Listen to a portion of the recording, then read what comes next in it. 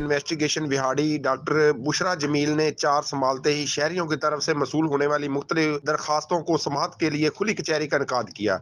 इस मौके पर उन्होंने तमाम दरखास्तों शिकायत का बगौर जायजा लिया और दाद रसी करते हुए मसाइल के फौरी हल के लिए अहकाम जारी किए। इस मौके पर SP investigation doctor Bushra Jamil का कहना था कि मेरिट पर इंसाफ की फराहमी हमारी अवलीन तरजीहात में शामिल है। ओपन डोर पॉलिसी के तहत अवामी मसाइल के हल के लिए हमारे दरवाजे हम वक्त खुले हैं। हमारा मकसद अवाम की खिदमत और कानून की बालादस्ती को यकीनी बनाना है। क्राइम की बेखनी के लिए तमाम इक़दाम किए जा रहे हैं। जल्द ही तमाम थाना जात का विजिट करके क्राइम की सूरत हाल, रिकॉर्ड की तकमील और संगीन मुकदमात की सूरत हाल का जायजा लिया जाएगा।